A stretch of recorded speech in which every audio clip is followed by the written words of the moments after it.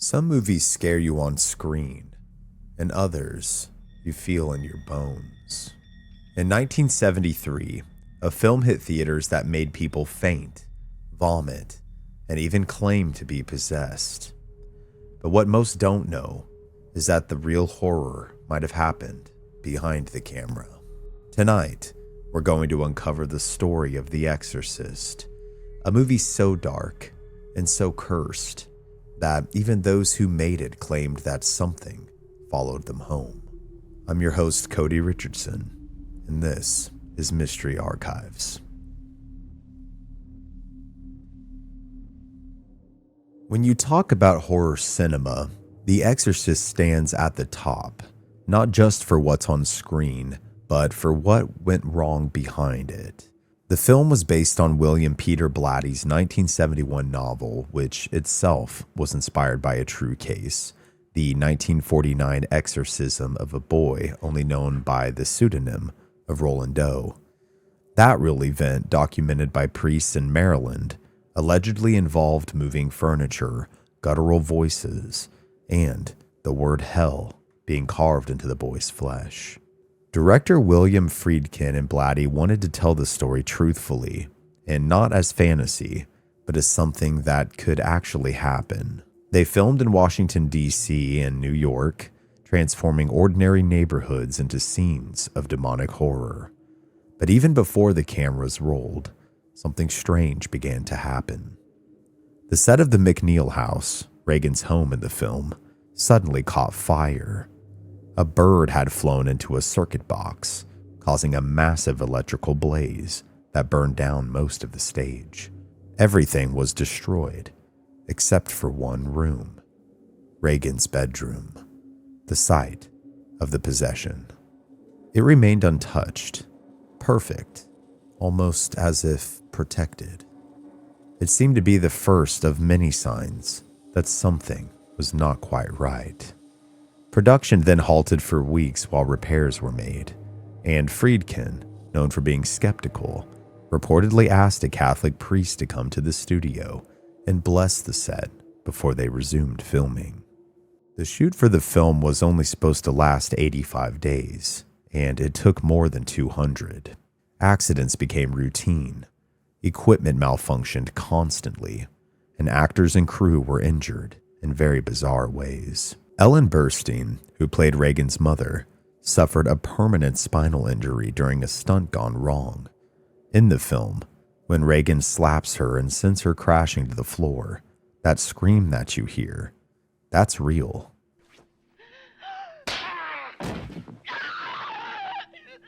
Linda Blair, who was just 12 years old during filming, was thrown violently by a mechanical rig, which also caused her to fracture her spine. The cold temperature of her room scene, kept near freezing for realistic breath vapor, left her shaking uncontrollably between takes. And then came the deaths. Actor Jack McGrowan, who played Burke Dennings, died just after finishing his scenes. Actress Valisky Malieros, who played Father Karras' mother, died shortly after him. Both characters, coincidentally, also die in the film. A night watchman assigned to the set passed away unexpectedly, and so did a technician's brother. In total, 9 people connected to The Exorcist would die before the film ever premiered. When the film was sent to be processed, certain reels came back inexplicably damaged. Audio was warped, images were distorted, and Friedkin called it a devil's glitch. Whenever the cameras were turned on, there always seemed to be something else in the room with the crew. Whispers about a presence soon enveloped everyone. Cold drafts would sweep through closed sets. Props moved in between takes. Lights flickered with no electrical issues ever found. One cameraman claimed that he saw what looked like a face flash across a monitor during playback, and not an actor or a part of any scene, just one frame, and then it was gone. Another technician quit after claiming that he heard growling through his headset, though no one else seemed to hear it. There's one story as well that stands out, and it happened during a late night rehearsal. A heavy refrigerator unit, which was part of the set dressing for Reagan's room, shifted several inches on its own, and the whole crew could hear it scraping across the floor. Even Friedkin, the skeptic, admitted that the atmosphere felt cursed. After the fire and the accumulating misfortunes, Blatty urged Friedkin to bring in a priest again. So, Father Thomas Birmingham, who had advised on the film, performed a blessing on set. He reportedly said that afterward, the crew seemed lighter, but that evil, as he put it, had been disturbed, not banished. According to interviews, strange events continued even after the blessing. One day, while filming the exorcism scene, the temperature in the soundstage plummeted, and it plummeted so sharply that crew members could see their own breath in the air. The studio thermometer read below freezing, yet the air conditioning was off. Then came the thunder, the sound of booming cracks outside the warehouse, and this normally wouldn't be strange, except for the fact that there were no storms outside. When the Exorcist film finally premiered, the chaos then spread to the audience. In multiple cities, moviegoers fainted, vomited, or ran screaming from the theater. Paramedics were called to some of the showings. In Rome, a theater reportedly stood across from a 400-year-old church, and during the first screening there, lightning struck the church's cross, causing it to fall to the ground. People began calling the film cursed. Some Catholic groups denounced it as demonic, and others claimed that by watching it, one was inviting possession. And then, amid the hysteria, Warner Brothers, the studio responsible for The Exorcist, received reports of a man who had passed away in the theater from a heart attack during the film's most violent scene.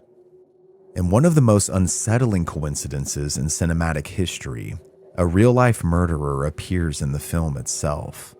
During the infamous hospital angiography scene, when young Reagan is undergoing medical tests, you see actual medical staff, not actors, performing the procedure. One of them, the radiology technician standing beside Linda Blair, was Paul Bateson. Bateson was a real employee at the NYU Medical Center, where Friedkin shot the scene to make it look authentic.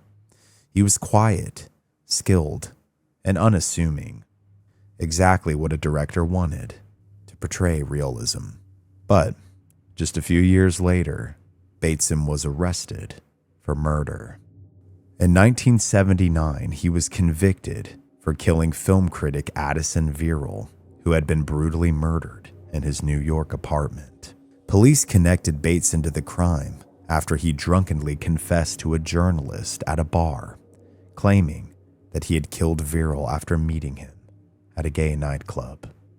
Even worse, prosecutors and the NYPD investigators suspected Bateson was also responsible for a string of unsolved murders in the early 1970s, a series known as the Bag Murders. And these murders were absolutely horrific. I mean, murder itself is god-awful, but these men, when they were found dismembered and stuffed into plastic bags, floating down the Hudson River. The crimes were never solved, but the timing and Bateson's own vague admissions suggested that he may have been involved. William Friedkin, who was both horrified and fascinated, later visited Bateson in prison. Their conversation inspired Friedkin's 1980 film, Cruising, starring Al Pacino, a movie about a serial killer preying on men in the underground New York club scene. The real-life connection really is chilling. I mean, a film about demonic possession featuring a man who would later be convicted of murder. A killer immortalized on film years before anyone knew.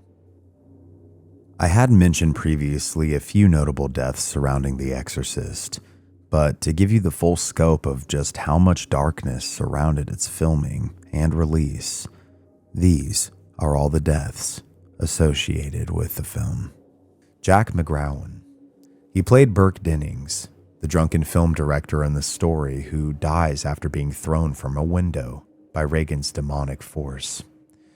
McGowan died shortly after finishing his scenes from complications related to the flu, and the film was in post-production. He never did live to see it. Vasiliki Malarios, who played Father Karras' elderly mother in the film, also died during post-production, albeit of natural causes.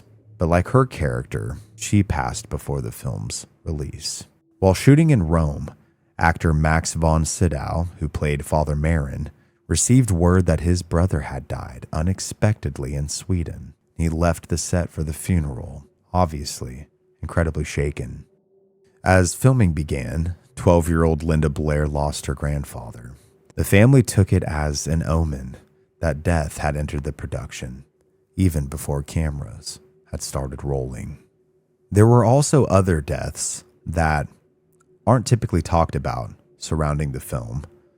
A night watchman who was assigned to the set died unexpectedly. A crew member's newborn baby died during filming, and an actor in one of the early scenes was later killed in a motorcycle accident. None of these incidents alone prove anything, but together they seem to form a chilling pattern of loss that really can't be ignored, in my opinion. But even after the film came out, there were certainly tragedies that seemed to be loosely connected to it. Mercedes McCambridge, the voice of the demon Pazuzu, rather iconic, really, suffered a terrible personal loss. Her son actually murdered his wife and children before then taking his own life in 1987. Maybe it's all coincidence, the kind that accumulates when you blend religion and fear and human frailty.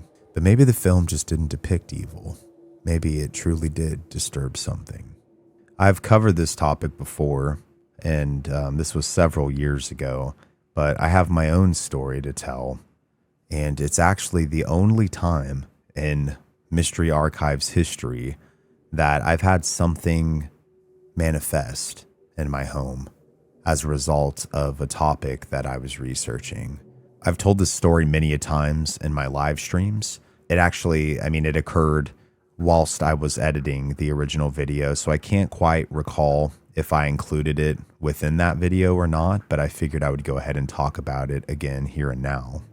So I remember that I had recorded my video, and my office setup actually was towards this part of the room. My house is not very big. This is kind of like my dining room area over here. As you can sort of tell, my setup hasn't moved a whole lot since then. But I remember editing it. I was editing the original video, and I heard a strange popping sound. And this, I believe, from what I remember, this was probably like between like 4 and 6 in the afternoon. So it was still light outside. There was no storm or anything like that. But I heard this strange electrical popping sound. And I remember standing up, and there's a window where my PC setup used to be. And I remember looking out over thinking like maybe it was a transformer or something like that, albeit it didn't seem to be loud enough. And obviously my power wasn't interrupted or anything like that. So I'm like, maybe something happened nearby. I don't know. I dismissed it at first.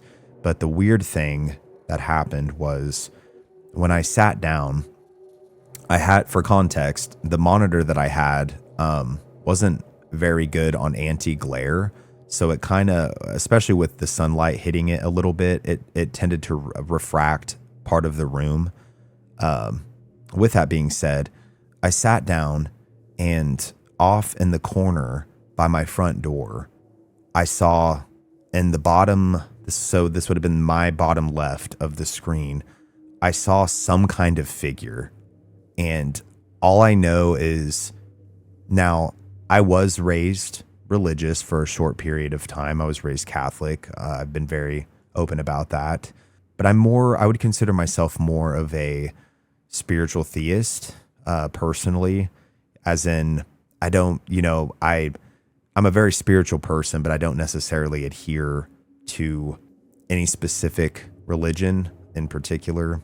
But anyways, with that being said, it literally struck so much fear in me just from seeing this figure, right? And I know for a fact at that time, there was no one else in the house with me other than my dog. And I'll get to that later here in just a moment.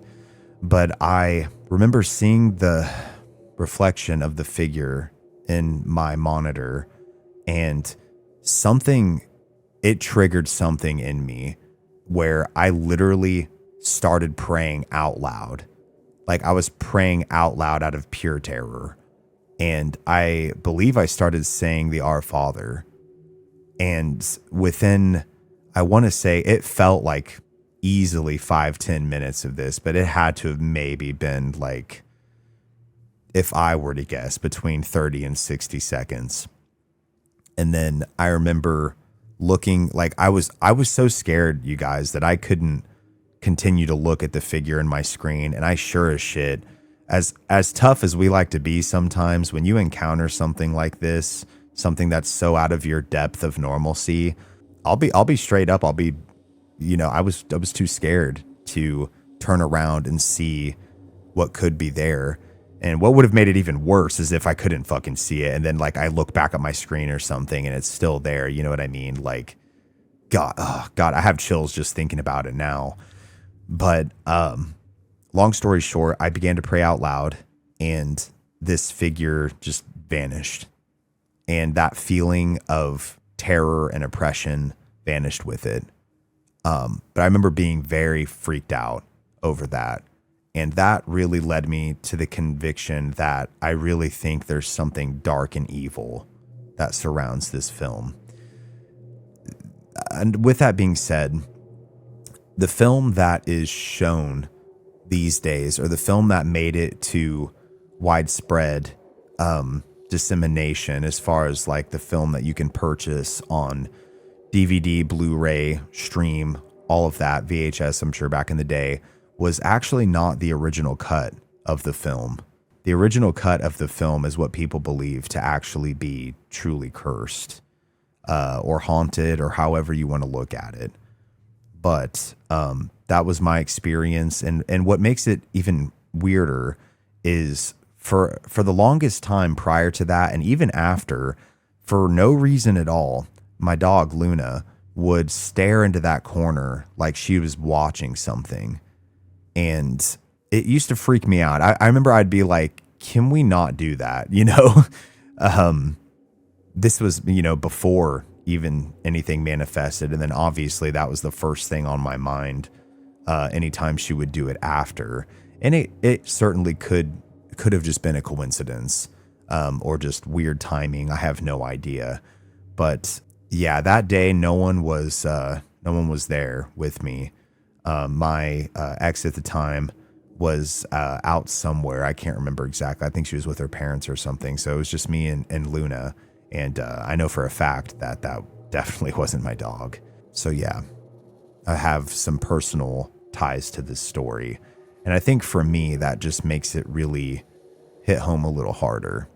As I was recording this, Luna just so happens to be laying over on the linoleum area that I have over by my front door in that very corner. And it freaked me the fuck out because I heard like a weird scratching noise. And I was like, you got to be shitting me right now. And thankfully, this time, it was very much a false alarm. For a film that's half a century old, The Exorcist continues to unsettle. It's not just because of spinning heads or projectile vomit. It's because we feel deep down that maybe it captured something real. Something that doesn't care about cameras or scripts or credits. Something that still wants to be seen. With fires and injuries, deaths and whispers of possession. All of these things tied to one terrifying film, and arguably one of the most terrifying ever made. Were these coincidences or consequences? Maybe there's a reason The Exorcist feels so different from any other horror movie. Maybe the evil on screen we see isn't just fiction, but a reflection. But I'll let you be the judge of that. But if you rewatch it alone and the lights start to flicker, or God forbid you see a figure in the corner of your room, don't look away. You might just want to say a prayer or two. Thank you guys so much for watching this episode. I'm definitely integrating more in-person segments. I've had a couple of friends suggest that to me, fellow YouTubers, that they think that part of the reason why my numbers are down a good amount, and again, I'm not just trying to bitch when I say that, is that perhaps people are thinking that I'm AI, or YouTube itself is considering that I'm AI, which I'm very much not, obviously. And if I was, I wouldn't fucking know that I was. But with that being said, guys, if you enjoyed the video, please hit the like button. Hype it if you can. I know that it's a pretty new feature and it's weird. I even don't have access to it, which makes zero sense to me. Not even on other people's videos or different accounts that I have as far as for watching independently outside of the creator sphere. So if you can, definitely hype it up. I've heard that it helps. Certainly leave me a comment below letting me know your thoughts. And subscribe if you're not subscribed already. All that stuff really does help me out tremendously. You can support my work if you want to go above and beyond aside from those things by becoming a patron or a channel member here on YouTube. I had to change some things up because YouTube's channel membership system is kind of broken.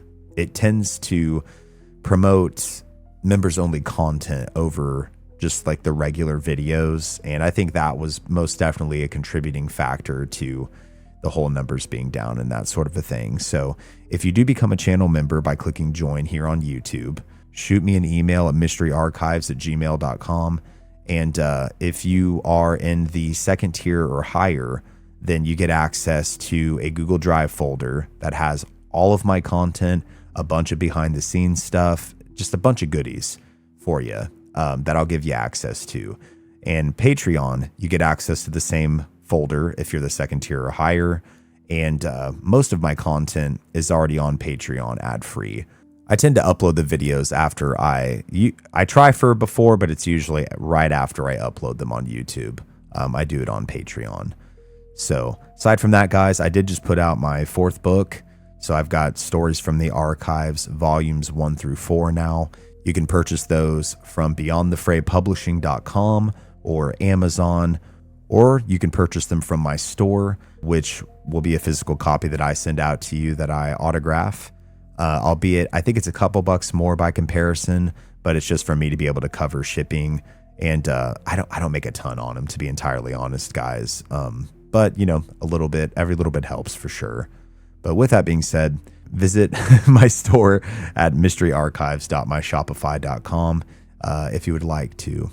So I've kind of tried to have some stuff rolling out consistently, but I have some bigger projects in the works that will definitely be coming out here shortly in November.